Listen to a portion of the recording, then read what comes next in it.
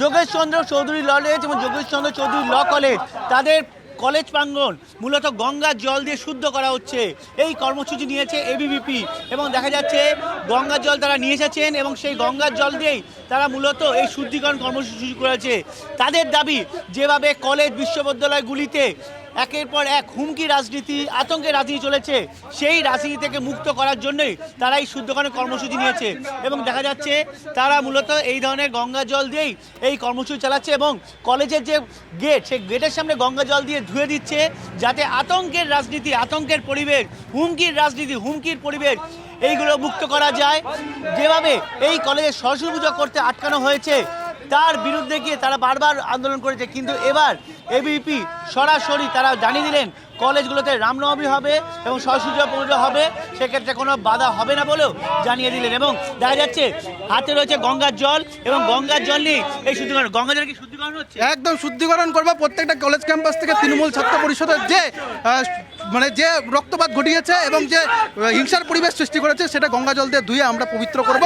এই অঙ্গীকার নিয়ে বিদ্যার্থী পরিষদ রাস্তায় নেমেছে। আজকে আগামী দিনে প্রত্যেকটা কলেজ ক্যাম্পাসে গঙ্গা জল দিয়ে ধুয়ে আমরা রাস্তায়, প্রত্যেকটা কলেজ ক্যাম্পাস যে ভয়ের আশ্বস্তকর হয়ে গেছে সেগুলো থেকে মুক্ত করবে বিদ্যার্থী পরিষদ, আমরা আগেই বলেছি।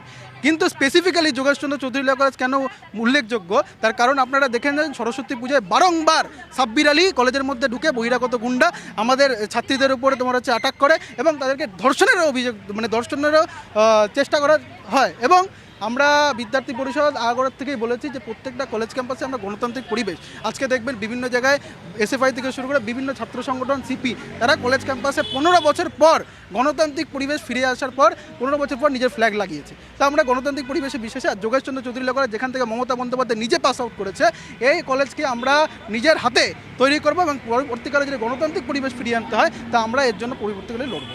যে সাব্বির আলীকে দায়িত্ব দেওয়া হয়েছিল, সাব্বির আলী সেখানে আটকে ছিল বলে অভিযোগ করেছে, সাব্বির আলীকেই দক্ষিণ কলকাতা তৃণমূল ছাত্র পরিষদে একটা গুরুত্বপূর্ণ দায়িত্ব দেওয়া হয়েছে, কি বলবে এটা নিয়ে? দেখুন, তৃণমূল ছাত্র পরিষদ বা তৃণমূল যে গুন্ডামস্তানের দল, সেটা শেখ শাহজাহান হোক কি সাব্বির আলী, হুমায়ুন কবির হোক কি যেই হোক, আপনারা একদম পরিষ্কার বুঝতে পারবেন যে তৃণমূল ছাত্র পরিষদ বা তৃণমূল প্রত্যেকটা নেতাদের তাদের গুন্ডা মাওয়ালিক নেতাদের দায়িত্ব দিয়েছে। তো আমরা তার বিরুদ্ধে লড়াই করেছি। আপনারা এই গেটের সামনে আমরা সরস্বতী পুজো করিয়েছিলাম, আমরা আজকে আবার এসেছি। আমরা চাইছি যে পরবর্তীকালে সরস্বতী পুজো কেন, এখানে বিভিন্ন পুজো যদি আমরা করতে পারি, রাম পুজো থেকে শুরু করে আমরা গণতান্ত্রিকভাবে পরিবেশন করব। শুধু তো যোগেশ কলেজ না, অন্যান্য অনেক কলেজ আছে যেখানে সরস্বতী পুজো করতে দেওয়া বাধা দেওয়া হয়, যাদবপুর ইউনিভার্সিটিও আমরা দেখেছি, কি বলবে এটা নিয়ে? দেখুন, আগামী দিনে আপনারা সবাই মিডিয়ার মাধ্যমে দেখেছেন যে এবিভিপি অখিল ভারতীয় বিদ্যার্থী পরিষদ প্রত্যেকটা কলেজ ক্যাম্পাসে কলকাতায় সরস্বতী পুজো করেছে।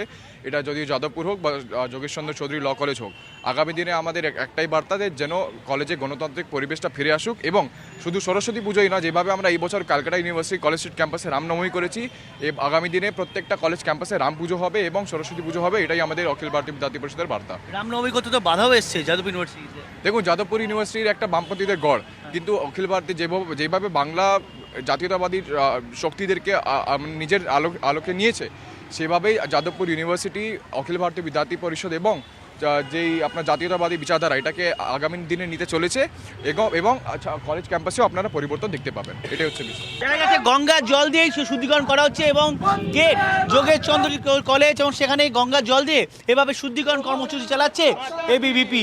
ক্যামেরায় দেবব্রতের সঙ্গে সায়ন্ত ভট্টাচার্য, টিভি9 বাংলা, কলকাতা।